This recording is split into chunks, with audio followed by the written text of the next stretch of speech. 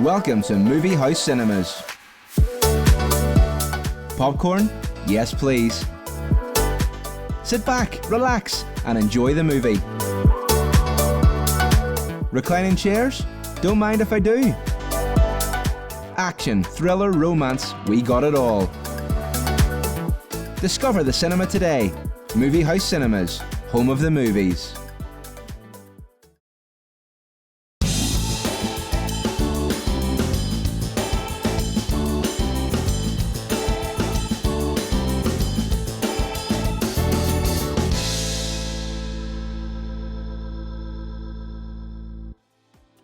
Good evening, and welcome along to Rob and Elliott tonight. Good to have your company with us once again. Coming up on the show, we'll be chatting to best-selling author Peter James. He'll be telling us all about the brand new Roy Grace novel, and we'll find out which member of the royal family is a big fan of Roy Grace. She quite recently announced on her podcast that Roy Grace was her favourite fictional detective. Boxing coach Damian Kennedy was in Paris recently for the Olympics, and he's just been recognised by the National Lottery as part of their 30-year celebrations. We'll be chatting to Damian a little bit later on. It was special. Of course, Kelly Harrington getting her second gold medal at the Olympic Games was an unbelievable achievement for Kelly, but it's extra special to be in her corner when she's crowned Olympic champion. It's just a special, special moment. Singer-songwriter, record producer and podcast host Tony Mantor also joins us on the show this week. Everybody comes here from Music City. Then you go downtown and you see all the different entities down there, the landscape and just the way the whole area is. And it's just a nice place to be. We'll be chatting to Nicola from Maiden, Voyage dance. A lot of young people from here, they leave to do their dance degrees or vocational school in England or in Europe, and it's very hard for them to return because there's not a huge amount of work or opportunity for them, but that's something that we're trying to address. And we'll have some brand new music from Ricky Warwick together with a very special guest. But before all that, it's time to take a look back at some of this week's quirky news stories. And once again, she's not with us in the studio. She's still at home this week. Here's what happens when I caught up with Kim Kelly earlier on today.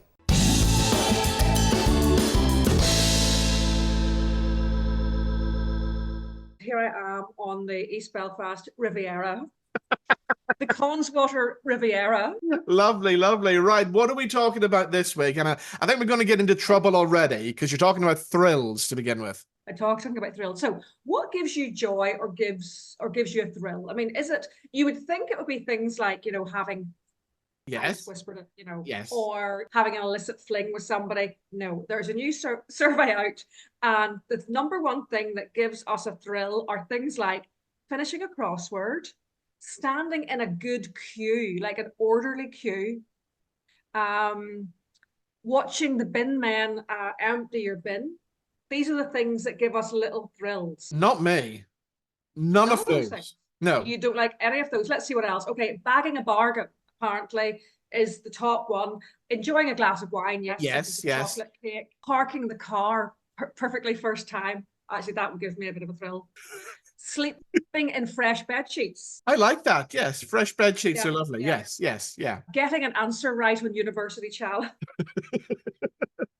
I love that because it's so rare that you actually get. You're sitting going William Shakespeare, hoping that it's going to be one of those. And you do feel very, very clever whenever you get an answer right on University Challenge because it's so rare. Yeah, but I did see you shopping on the TV show last week, and you did get excited when you bagged that bargain in that shop. Bargains are lovely, aren't they? It is lovely, particularly if you go to a shop like TK Maxx, and then you come home and go, guess how much this should have cost? £120. Guess what I got it for? No, go on, guess. Exactly, yeah. But queuing, who gets excited in a queue? I know what they mean whenever it's an orderly queue, like it's a good queue. Sometimes you get into a queue, particularly if you're abroad, yes, and they're coming in all over the place. That's not really for us, or people are pushing in and it makes you feel very stressed. But a good orderly queue. That list is weird, isn't it? It's weird.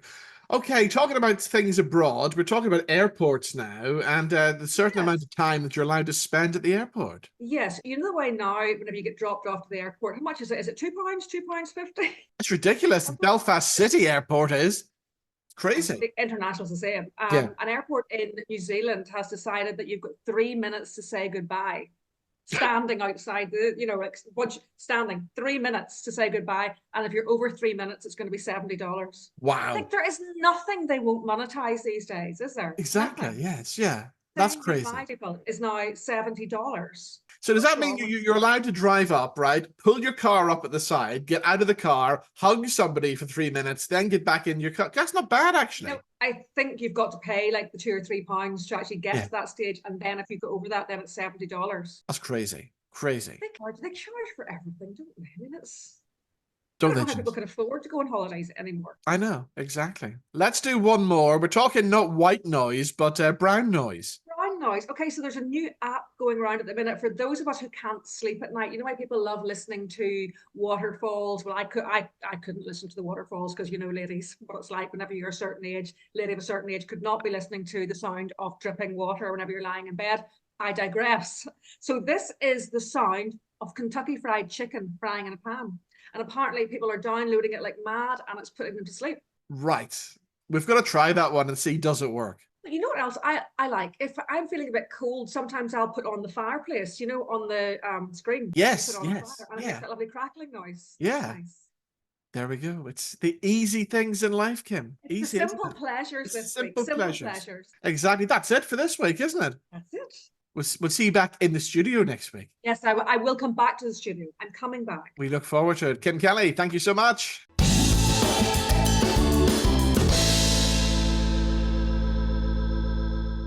So time now for some brand new music, and rock legend Ricky Warwick is back with a brand new album. It's called Blood Ties, and this comes out on the 14th of March next year. He's just released a brand new single with a rock music legend. We're talking about Lita Ford, and here's the video for the new single. It's called Don't Leave Me in the Dark. Here's Ricky Warwick.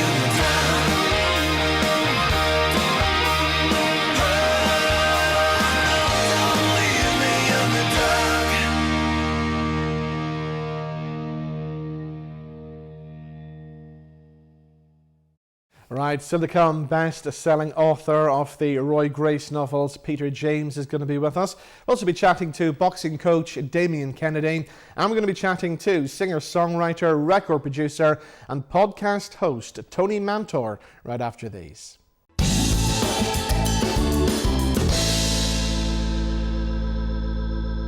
Heading to the North Coast? The Jet Centre in Coleraine offers entertainment for everyone. There's an 8-screen movie house cinema with all the best movies, 10-pin bowling, a massive arcade, soft play for the wee ones. Outdoors, there's a mini fun park and gem mining, plus an 18-hole floodlit mini golf course. Rain or shine, there's something for everyone here at the Jet Centre. Find out more at thejetcentre.co.uk.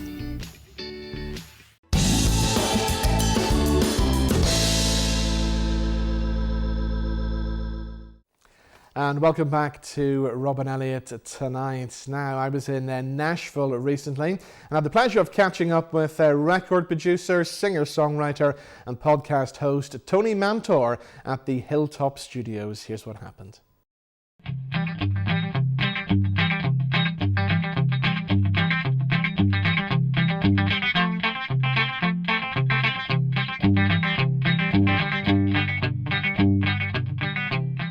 So Tony, thank you so much for inviting us here to the studio today. There's been a lot of big names I've recorded here, hasn't there? Yeah, we've had people from Marty Stewart to the beginnings of the Grand Ole Opry, just everybody. Yeah. And of course, more recently, we had Debbie Campbell was on the TV show with us, and she's recorded here as well. Yeah, Debbie's recorded here. I recorded Donnie Most here, Bobby Wilson. Yeah, this has been my go-to place. It's a really good studio. Brilliant. Okay, we'll talk music again in a second, but podcasting is something that's been quite new to you, but my God, it's really taken off, hasn't it? Yeah, I never expected it to do what it's done. I started out about a year and a half ago with Why Not Me, the World, which was to bring more autism awareness, acceptance, and understanding, and that blew up on me. And then just recently, here in the last couple of months, I've started Almost Live Nashville, which is basically me talking with different people I've either worked with or recorded with or come in contact with or done shows with, and that's just blown up as well. And today we've seen the good news. It's like number 15 on the Apple podcast charts. Yeah, on the music side, it's number 15, and on the music interviews, it's number 6. Wow. Yeah, I can't believe it. But the guest list already has been amazing. Taylor Dane on the first show. Yeah, Taylor Dane, Steve Hackett, Waylon Jennings' grandson, Way Jennings, and I've just got a host of people coming on. So can you give us a little exclusive? Who's coming on? Who should we be watching out for in the future then? Well, I've got Martha Reeves that said she would like to come on. I've got Ronnie McDowell says he'd like to come on. I've got, let's see, who else do I have? The Shirelles, the Dixie Cups. I mean, it's just amazing. What I love about being here in Nashville is everybody you meet is connected to music somewhere or another, right? But they just mention these names like they're just ordinary people. Like, you know, I was working with Chris Christopherson. The names just flow. Yeah, you know, it's a very unique blend of people here in Nashville. You know, you come here and you have your goals you want to take and move forward. You want to try and get into music. You want to do singing, songwriting, production, whatever you want to do. And then you start digging into the areas that you want to be, and then all of a sudden you find out you're working with people who just worked with some major star. Yeah, exactly. Yeah, it's incredible. So I was at the Grand Ole Opry last night, and as well as getting a chance to meet Brad Paisley and Vince Gill, they did a lovely tribute to Chris Christopherson. Was he somebody who crossed your path over the years? Yeah, I met him a couple of times, and the interesting part about how he grew in Nashville is this is what a lot of people don't understand, that some people come here and they just think it's like the movies that somebody finds you and then you're an overnight star, and it takes you time. I mean, there's a building in Nashville called the United Tower, and it's had people in it that's in the music business. It's had studios, and it's been a wealth of things over the years. And Chris Christopherson was one of the people that hung drywall in it. Wow. Yeah, so that's how he got his start. Wow. I mean, that's amazing. Now, you're not originally from Nashville, so you obviously had to get a start somewhere. I mean, you started off playing piano, didn't you? Yeah, I'm originally from Maine. I was classically trained, Then I went to bands and just did my different things like everybody does. And then I wound up working with Bob Millsap and Gary Paxton. Bob Millsap, he published the song "You Needed Me" that Anne Murray recorded. Gary was the lead singer of the Argyles, Alley Oop, and a lot of that. And he also, I think he had publishing on the Monster Mash and several things. So they were the people that kind of guided me and mentored me. And Bob actually was the one that said, you need to come here and do what we do. We're getting ready to retire, and it could be good for you. So I moved 1993 and been here ever since. Yeah, and you're going to stay here then? Yeah, that's the plan. Yeah. It's worked out kind of good. So what about people who are coming to visit Nashville then for the first time? In your opinion, what are the must-do things in Nashville then? Well, of course, the Grand Ole Opry. I mean, everybody comes here from Music City. Then you go downtown and you see all the different entities down there. And then there's just so many great things outside of Nashville that you can see that's maybe not music related, but could be. But it's just, you can see the landscape and just the way the whole area is. And it's just a nice place to be. Yeah. We've had a great time. We've only been here for nearly a week now, but we are planning to come back again and maybe do some big stuff around February, March time. So coming back to the podcast, you've mentioned the big names who you've had already on, but is there maybe one big guest in the world that you would love to book for the podcast? Well, I don't go out there and say, if I could have this person. It's just, I just kind of do what I do, and hopefully people hear it, like it, and want to be on it. But I mean, of course, any big name that has a story to tell is who I'd like to have on, because I'm trying to make it a little bit different. I'm not doing what was you at 8 years old? Did you know you was going to be a musician? Yes. That type of thing. Yes, yeah. I want to kind of tell their story in a different way, but yet still get the same process across so that people can follow it, kind of get to know them a little bit better. Yeah, okay. And when you come to Ireland one day, do you think? Oh, I definitely want to. I mean, I think I've got some roots up there that I'd like to see, and even if not, it's just a great place to visit and meet some of the friends that I've been dealing with over the years. Brilliant. Well, Tony, it's been lovely seeing you. Thank you so much for having us here in the fabulous Hilltop Studios here in Nashville. Thank you so much. Yeah, thanks for having me.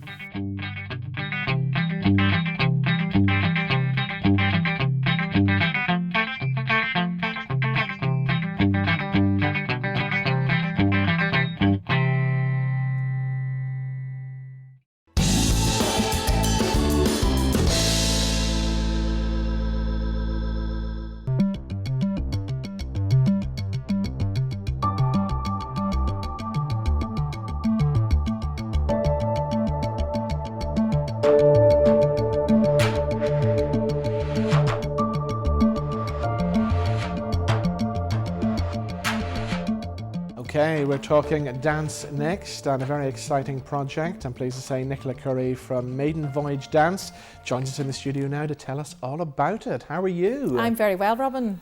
Good to see you. Yes. So we'll talk about the latest production in just a second, but tell us about this kind of All-Ireland dance collective that's been put together, because this is something very special, isn't it? It is. It hasn't been done before. So Lewell is a brand new company. It's funded by the Arts Council of Ireland, and they put together a bid process last year for people to apply to manage this new company. And a team led by Liz Roach Company in Dublin, in partnership with Maiden, Voyage in Belfast and with the Irish World Academy of Music and Dance in Limerick, came together to bid for the new company and were awarded the bid earlier on this year. So this really is something very special, because it's really, I would say, in the last couple of years, the dance is only starting to get the recognition it deserves here. It was kind of forgotten about, wasn't it? Yeah. I mean, it's been around a long time. It has, and your company's been around for a long time. Indeed. We've been on the go 23 years now already, yeah. It's hard to believe. So why is it taking so long to get this recognition then that it finally deserves? I'm not sure. I mean, there's funding constraints all the time, but certainly an initiative like this by the Arts Council of Ireland was hugely welcome, because it'll be the first time there's been a full-time company of dancers supported on the island for decades. Yeah. And it'll provide much needed employment and opportunity, not just for those dancers, but a range of collaborators who will work with the company as well. So what's the plans then for the company? When are we going to see the first kind of production then? Yeah, so the brand new ensemble will be in place from mid-November, and the first piece from the brand new ensemble will be in May 2025. Okay. And before that, one of the choreographers in residence of the company has a piece that's on in the Belfast Festival. So we're coinciding the launch of Luel in Belfast with that performance. Okay, so that performance is taking place on the 6th of November. Yes. What can we expect then from that? It is a duet piece by Mufatau Yusuf, who choreographed and performed it. And he is one of the choreographers in residence of Luel, this new company. And it is his very personal story around being a black man in a white space. And it takes us really on a ritualistic journey of that experience through sound, lighting and movement. And it'll leave some very profound and deep effects afterwards that will require us all just to reflect on it.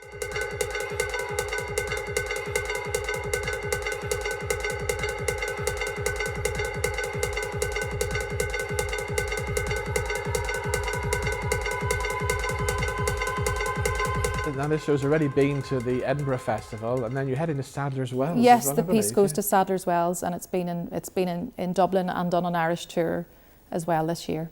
So we're finally getting some recognition for the dance work that's happening here as well. Yes, there's wonderful talent on the island, both north and south, and it's wonderful that there's a spotlight on it. And what about up-and-coming dancers? I mean, what kind of training is there available here for them? Do they still have to go away to train? How does that work? Yeah, most of them do have to go away to train. There's very little on the island. There is a degree course at the University of Limerick in contemporary dance and a master's programme as well. But a lot of young people from here, they leave to do their dance degrees or vocational school in England or in Europe. And it's very hard for them to return because there's not a huge amount of work or opportunity for them, but that's something that we're trying to address. Yeah, brilliant. So what's the kind of long-term hopes then for Maiden, Voyage and for the new project as well then? Well, we hope to bring more work to more places across the island, and we hope to empower artists to live longer careers or have longer careers on the island, and to embed dance, I suppose, within our, the cultural sphere of what we take part in and what we can go and see and where we can experience that. And can people of any age still get involved in dance? Because we had Dame Arlene Phillips was on the show last week. She's 81 and she's still choreographing and working away, isn't she? Yes, absolutely. I mean, dance is for everybody. And we will have a piece in the Children's Festival in March of 2025 that'll be for babies. Oh, wow. And we have programs where we are in schools and in communities, and we have a wonderful group called the Belfast Movement Group that meet in the Crescent once a week, and that's for people over 50 and we've participants up to the age of 87 in that. Wow, yeah, that's amazing. Yeah. So the show in the Mac then on the 6th of November. You're only there for one night, so I'd imagine it's going to sell out pretty quickly. Yes, tickets would be in demand. Yes, yeah, he's a really up and coming choreographer, so he's definitely one to watch. So who should come and see this? Is it just fans of dance, or should anybody come to the Anybody should come and see experience? it, yeah, for the experience of it. I would say age guidance would be over 12 because there's partial nudity in the show, so that would be the only proviso. Brilliant. Well, Nicola, thank you so much for coming in and telling us all about that. Thank you so much, Robin. Thank you.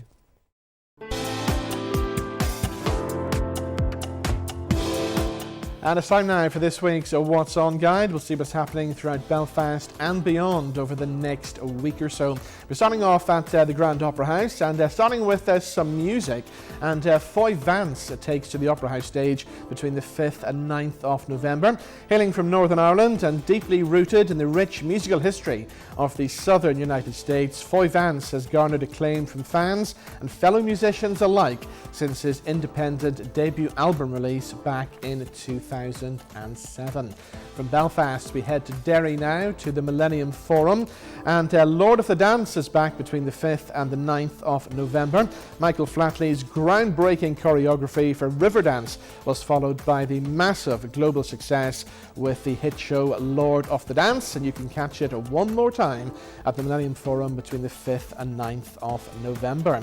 Now we're moving on to the Ulster Hall. Why not put on your red shoes and dance the blues Of course, we're talking David Bowie, and Bowie by Candlelight takes to the stage of the Ulster Hall on the 8th of November, featuring David Live, the David Bowie tribute show, and this features all of Bowie's classic anthems, including Let's Dance, Starman, Life on Mars, Rebel Rebel, and many more.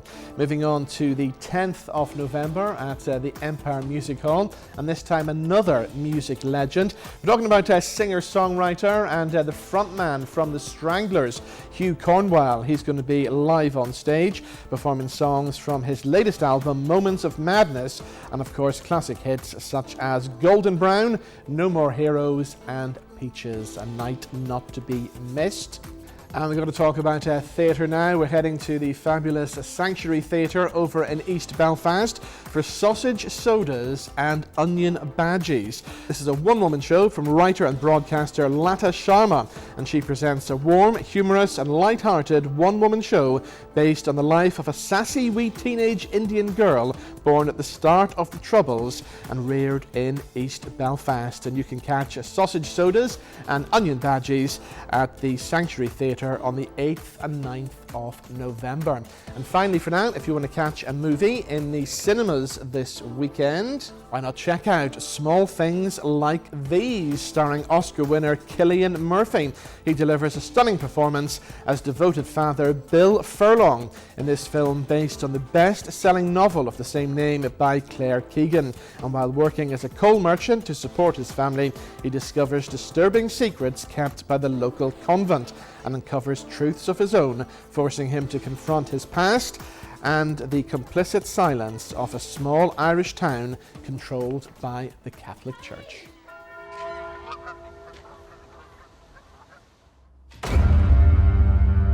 She came up to me. She asked me to get her out. I'm sorry, love. Please, don't leave me here. Take me home. I'd want to watch what you'd say about what's there. We can't have people walking in and out whenever they want. Those nuns have a finger in every pie bit. You'll go making a nuisance of yourself now. You might be denying your younger ones an education. There's a little gift for you. I'm sure Eileen will appreciate it. Stay on the right side of people.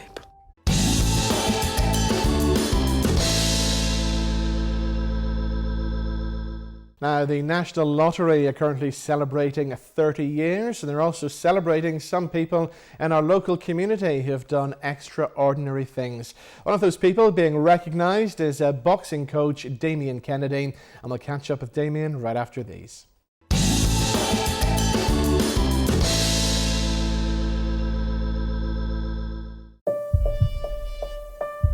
Here we are on the north coast, where sporting legends are made. He needs this putt to advance to the next stage, but can he do it? The crowd are holding their breath. Can he cope with the pressure? Dad, would you take the shot?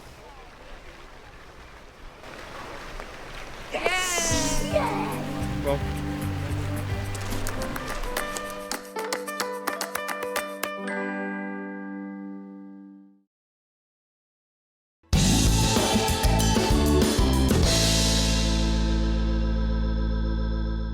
So next up on the show this evening, we're going to meet a boxing coach who has been instrumental in transforming boxing here in Northern Ireland.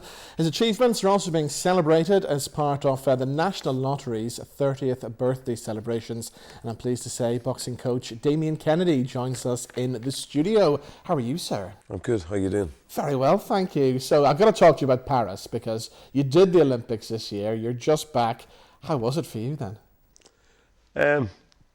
It was special. Of course, Kelly Harrington getting her second gold medal at the Olympic Games was an unbelievable achievement for Kelly. And it's just amazing. I was, I suppose, honoured and privileged to be involved in Kelly's preparation, the whole team actually, in their preparation for Paris. But it's extra special to be in her corner when she's crowned Olympic champion. It's just a special, special moment. And this year as well, I think it was particularly special when you got, like, I think it was 10 boxers kind of platformed at Paris. We did. We equalled the biggest team ever in Irish boxing history to attend an Olympic Games with 10. We were the only team in Europe to qualify a full female team, and it's still a relatively young team. I mean, a lot of our guys that was on that team could have attended the most recent tournament I'm just back from in Bulgaria, the under-22 competition.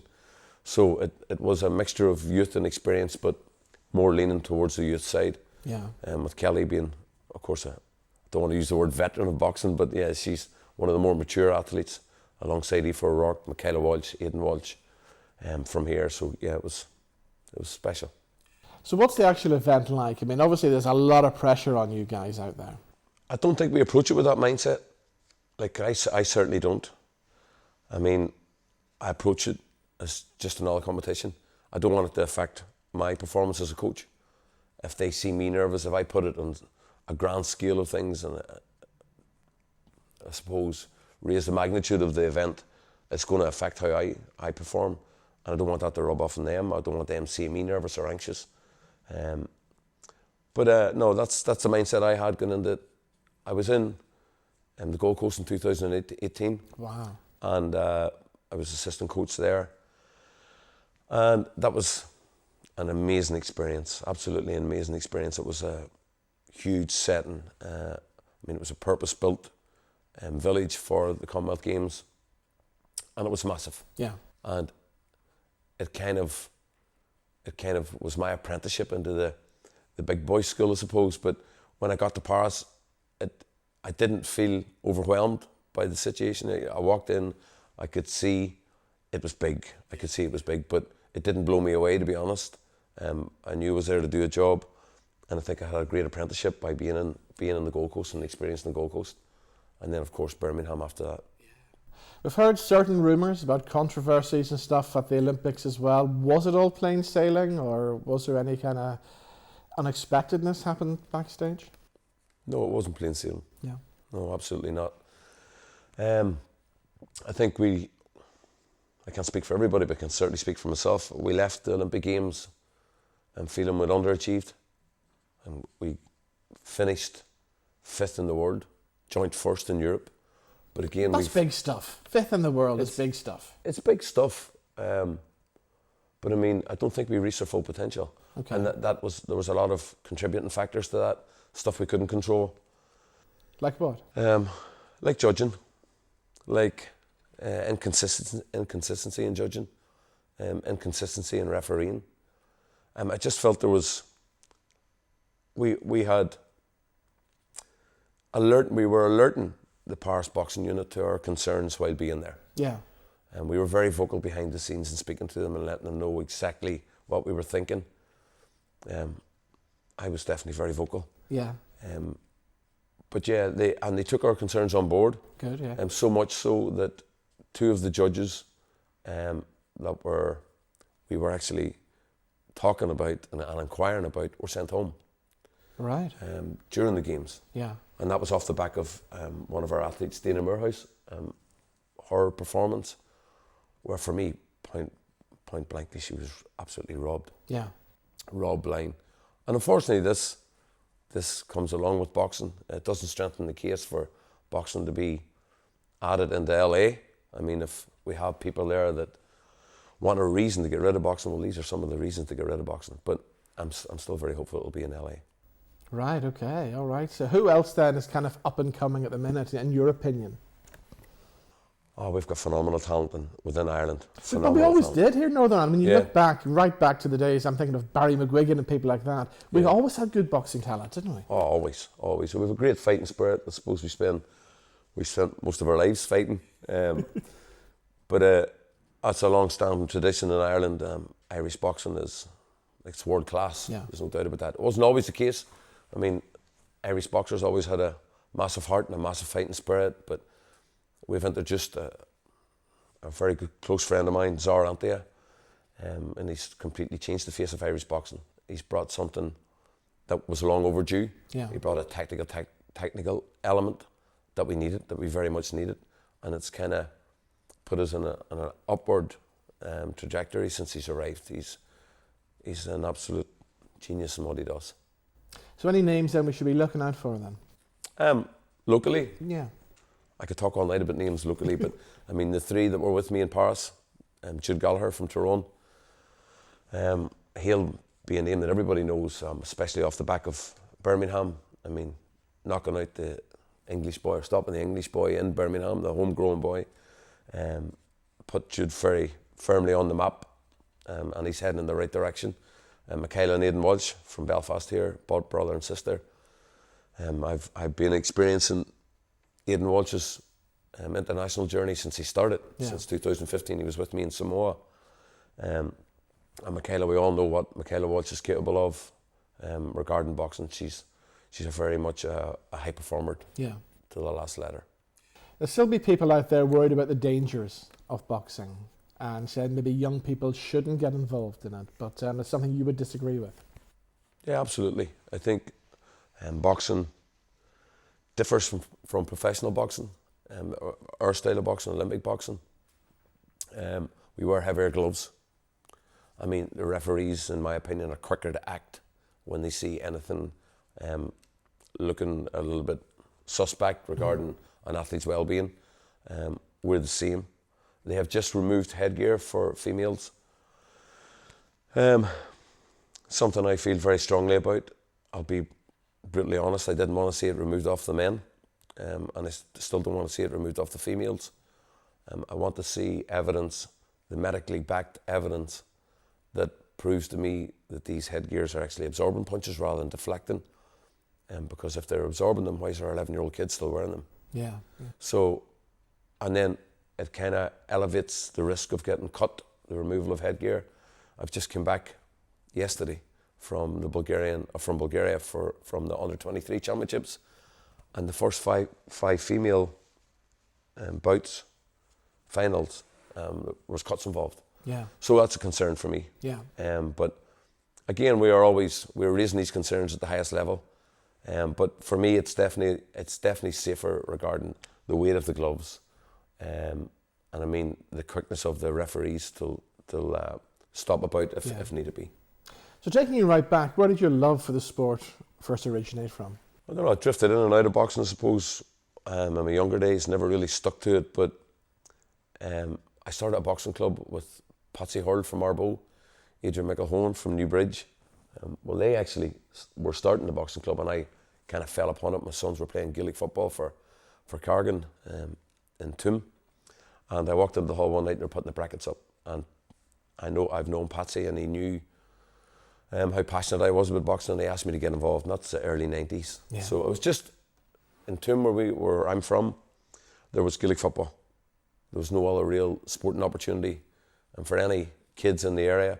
So it was just another avenue for them to explore some kind of different sport. And it's a way of bringing the community together in a way absolutely. As well, isn't it? No, it was fantastic because Toom Central in Ulster, in the province of Ulster. So I ended up hosting the national championship, or hosting the regional championships. So there was everybody from the 9 counties of Ulster travelling to Toom. And it brought a little bit of income to the area as well. But it was brilliant. It was a brilliant, I suppose, apprenticeship for me. And I mean, we had some phenomenal kids come into the club, and it worked to the GAA's benefit as well, because the kids that I was training in the club actually excelled then for football as well. They were super fit, and they were tough. Yeah. But yeah, it began there in Toom. From there, I suppose I was having success in the club at a regional level and then at a national level. And I was asked to take teams and train teams and prepare teams for championships. 2011, myself and Stevie Kirk from Belfast trained the team that went to the Youth Commonwealth Games in the very sunny Isle of Man. I think we all come home with pneumonia. But we had 3 athletes. My son Enda was actually on that team as well. Joseph Fitzpatrick from Belfast and Conor Doherty from Belfast. And that was my first introduction to very, very low level high performance. Yeah. I mean, we had no money. Yeah. We had no budget. We did our track sessions in the Mary Peters track. We did our gym sessions in Holy Trinity in Belfast. Stevie Kirk's club in Carnlodge, or my club in Toom. So it wasn't really a glamorous introduction to high performance life. We didn't know anything about strength and conditioning. We knew nothing about physiotherapy. We knew nothing about nutrition. We were doing it old school. Right. We had 3 athletes and we got 3 medals. Yeah. So it was a good learning curve, an absolute fantastic learning curve. And then from that, I suppose in 2015, I was selected as assistant coach to go to Samoa with the Youth Commonwealth Games team as well. Aidan Walsh, James McGivern, Brett McGinty, Stevie McKenna and Tiernan Bradley were the 5 athletes that went. I think it's the first time in history where we had 5 athletes, each having 4 and 5 bouts each, all making the final. So, and we came home with 3 gold and 2 silver. It was phenomenal, absolute phenomenal experience. And that was really my introduction to high performance life. Yeah. Because we had access to all them services that I spoke about. We had access to nutrition and physio and strength and conditioning. So we were familiarising ourselves with kind of high performance life. And then from 2015 to 2018, I was drifting in and out of Ulster High Performance on a voluntary basis, helping there while running the club and working. And in 2018, a job came up in Ulster High Performance. I applied for it. I was selected as Commonwealth Games coach in the Gold Coast, and while being there, or maybe just coming back from there, I was informed that I got the job in Ulster. So that began full-time employment, doing something I loved. Yeah. And from that until 2022, I was drafted into the national team. I was taking national teams to low-level competition, a great learning curve as well. I mean, multi-nations tournaments. I actually got to the World Championships in Ulan-Ude in Russia, Europeans, every tournament except the Olympics. In 2022, I was selected as the head coach of the Commonwealth Games team that went to Birmingham, where we had our most successful games ever. We had 5 gold medals, a silver and a bronze. Yeah. It's just an unbelievable experience, absolutely unbelievable experience, which set me up for everything else after that. I mean, people talk about what was their special moment on that occasion, and some people say it was the finals night, having so many in the finals and experiencing that whole atmosphere. But for me, it was the emergence of the youth. Jude Gallagher appeared, who later went to the Olympic Games. Dylan Eagleson appeared, both of them getting gold medals. And just phenomenal talent, absolute phenomenal talent.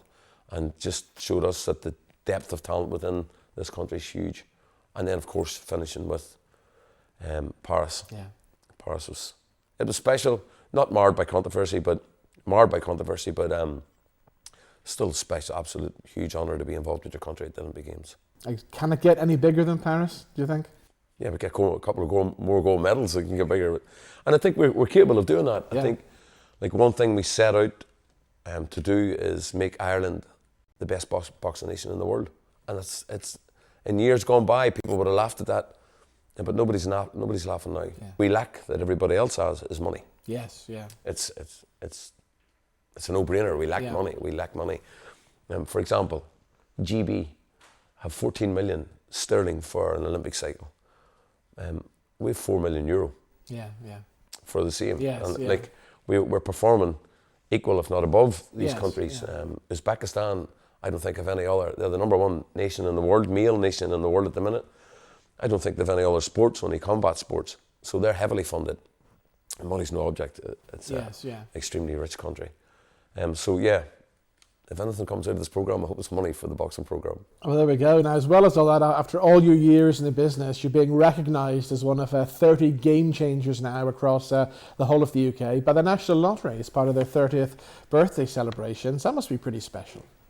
Yeah, it is. It's lovely. It's lovely to be recognised, but I'm not full enough to believe that I've done all this on my own. Yeah. Like there's volunteers come into Jordanstown every Saturday. There's volunteers there today helping out on a day-to-day the running of the programme. Amy Shields is a lady that is the heartbeat of Ulster High Performance. Completely unrecognised.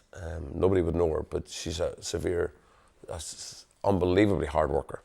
And we have guys that turn up there every week, so I'm not stupid enough to accept this on my own behalf. Yeah. This is for boxing. This is for boxing in Ulster. I mean, the National Lottery fund the programme. Yeah. they run the programme, and it's give kids a future. Yeah. And it's give them something to focus on. And I mean, they can come into us, they get some funding. It means, and it allows them to fully focus on boxing.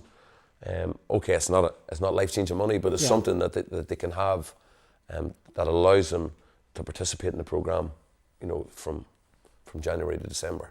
So it's amazing that we have that full-time programme running in Jordanstown, and because we have that conveyor belt of athlete coming through there into the national team and then the World Tour roster.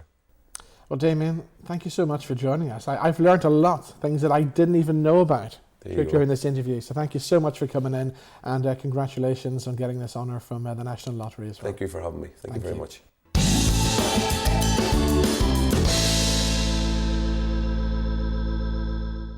Now, best-selling crime author Peter James is back with a brand new Roy Grace novel. It's called One of Us is Dead, and we'll be chatting to Peter right after these.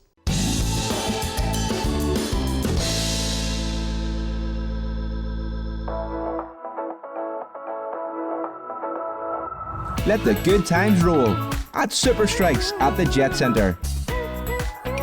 You can now book your lane online. We've got 14 bowling lanes and 4 mini bowling lanes. Plus we serve delicious hot food and snacks, or enjoy a cold beverage with your food after the game. Discover bowling today at the Jet Centre. Jet Centre.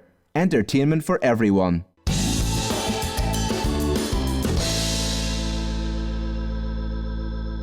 And welcome back to Robin Elliott tonight. Now, best-selling crime author. In fact, 20 times Sunday Times #1 best-selling author Peter James is back with a brand new Roy Grace crime novel. It's called One of Us is Dead, and I'm pleased to say Peter joins us now. How are you today? I'm really good, Robin. It's great to be talking to you. Can you believe it's been a year since we last did this? I know, and I cannot believe this is the 20th Roy Grace. I think, what? How did that happen? Exactly. Now, Roy Grace seems to have taken over the world. He's on our TV screens now. We watched the recent series with John Sim, who, of course, has brought Roy Grace to life. Yeah, John is brilliant. When ITV rang me back in about end of 2017, and they said, well, what do you think of John Sim playing Roy Grace? I bit the hand off, because I said, if I'd had a police e-fit done of Roy Grace when I was creating him back in 2003, it would have come up with John Sim. He is wonderful to work with. He's really got into the character, and he's the nicest guy in the world. And how do you find watching your stuff on TV, because you don't have as much control over it as you would have when you're writing a book? No, and there are a lot of changes. You know, a novel is 120,000 words, a television script is 40,000, so a lot has to be changed, compacted, and also there are budget restrictions, so they can't necessarily go to some of the foreign locations. But I feel that John Sim and Richie Campbell, who plays Glenn, and Zoe Tapper, all the key casts have captured the essence of the stories. I mean, you know, what I always wanted to do with Roy Grace was create a detective with a strong degree of empathy and emotional intelligence, and John portrays that so brilliantly. Wow. And it's really, I love it. I mean, when the first episode broadcast, I sat there with my wife and I was in tears. Just like, I just wish my mum had still been alive to see it. And I feel very proud. I mean, season 4, as before with season 3, we shot the lights out and we've beaten everything on the ratings, including, I'm very pleased to say, Antiques Roadshow. So I'm really happy with it. And I'm having to write faster now because they're catching the books up. They're already filming season 5 at the moment. Tell us about the new novel, One of Us is Dead. We see a new character being introduced this time. We have. I'll tell you about him in a sec. So the basic story for One of Us is Dead, probably about once a fortnight, somebody says to me, Peter, I've got a great story that you're going to want to write. And, you know, I think the statistic is about 1 in 4 people think that they have such a great life that there should be a story about their life written. And maybe that's the case, but it's not necessarily one that anybody else is going to want to read and that I want to spend a year of my life researching. But on this occasion, it was different. I was at a funeral 2 years ago, and the son of an old friend came up to me and said, "Peter, I've got a story you're going to want to write." I said, "John, I'm sure you have." No, I'm going to tell you this story. You're going to write it. I promise you." So I couldn't resist. So we sat down and had a coffee, and he said, "A guy I know, he's a bit dodgy. He was at a funeral 6 months ago, fairly dodgy group of people, and he arrived late. It's a country church, absolutely packed, and it's pelting with rain, no pew available, so he has to stand at the back. And halfway through the service, he suddenly sees a bloke sitting 6 pews in front of him, whose funeral he went to 2 years before and gave the eulogy at." And I said, "You are right, I have to write this." And that is the first chapter of One of Us is Dead. Wow, so this is based on a true story then? Yeah, I was so hooked by that story. I thought, I have to write this. And I dropped what I was going to write next to write One of Us is Dead. So tell us about the new character, James Taylor. Who is he then? Well, several times a year I auction the right to have your name as a character in a Roy Grace novel. I raise a lot of money, between about 100 and 200,000 a year for charities doing that. And this is a guy, he actually owns a hotel in Jersey called the Royal Yacht. And I've made him a private pilot in the book. It's great because it kind of always gives me challenges. And the fact that the arch villain in the book, who has 2 different names, is also somebody who paid to be in the book. And I always say to somebody, would you like to be a good guy or a bad guy? Exactly. Now, what about Queen Camilla? Because the last time you were on, we discovered she is a massive Roy Grace fan. She's read all the books, and she's actually come down and visited the set and had lunch with you, hasn't she? She's absolutely brilliant. And yeah, she has the Royal Reading Room Instagram, and she also has a podcast now, and she quite recently announced on her podcast that Roy Grace was her favourite fictional detective. Now that's an endorsement. Yeah, she was great. When she came down to the filming of Grace, that was 2 years ago now, she came down to the harbour where we were filming Dead Tomorrow, and the royal visits are very prescribed, and you get 11:05 her helicopter lands, 11:15 her car arrives. She'll interview upstairs in the warehouse from 11:20 to 10 to 12. Then she'll meet the cast and crew. Then she'll watch filming. And then she'll be private for 20 minutes and have her lunch. So anyway, she interviews me. It's quite surreal. We're sitting on 2 wooden chairs and a crate between us in the warehouse. And she knows more about Roy Grace than I do. I mean, she literally... and she's unshockable. I mean, she loved all the kind of grim stuff. So then I introduced her all the cast. She watched some filming, and I said, "I'll leave you to be private." She said, "No, come and join me." So I go back upstairs, and our private secretary opens a handbag and pulled out a banana and a thermos flask and a ham and cheese sarnie, and gave her. She was then Duchess of Cornwall. Gave her. She had a banana and a thermos, and I had the sarnie, and we just chatted like mates. But on a more serious note, she has done so much for books. I mean, so many high-profile people, whether royals, politicians, they're all over football stars, movie stars, rock stars. Very few people champion writers, and she's sort of really made it her thing. It began during lockdown when she started her Instagram book club, and she's now sponsored very serious research, which has shown, the first findings are that if you read fiction for 5 minutes a day, it has a massive beneficial impact on your brain and well-being. And what are you reading at the moment then? I tend not to read fiction when I'm actually writing. Yeah. Although I've just read a book by a young writer, which is all about women gangs in the 50s in London. I knew there were lots of male gangs. I didn't know there were women gangs. But I tend to be completely... I've been so busy the last few months with the scripts for the new season of Grace, because they've just been filming. We've been filming season 5. This is the last week of filming at the moment, and also have a new stage play which is going to be touring England starting in February. So I've been working really hard with the writer on that. So I haven't had a lot of time for for reading myself. So apart from Roy Grace, do you have a favourite TV detective of all time? Yeah, I'm actually binge rewatching Columbo at the moment. Really? Absolutely love it. He's got that wonderful thing that, just when you think he's about to leave the room, he goes, one more thing. Forgotten how good he is. And he's, even all these years later, okay, we haven't got modern technology like mobile phones, but he's so watchable.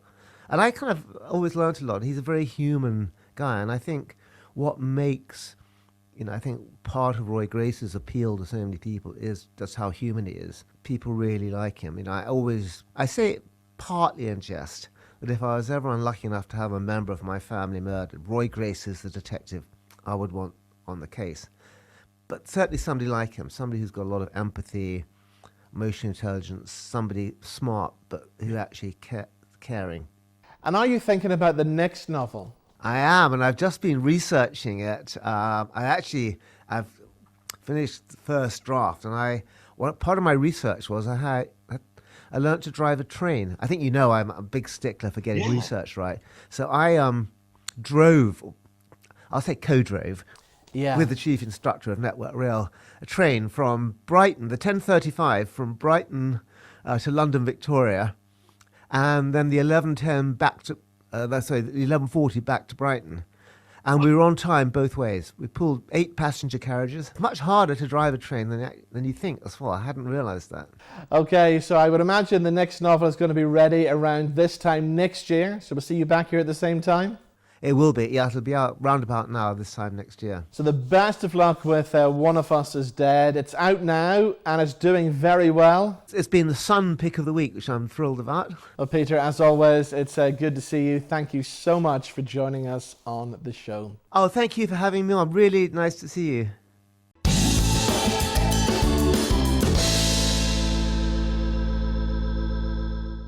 So there we go, and that's all we have time for on the show this week. A thank you to all of my guests, and of course, thank you for watching as well. And we'll see you back here same time next week. Bye-bye.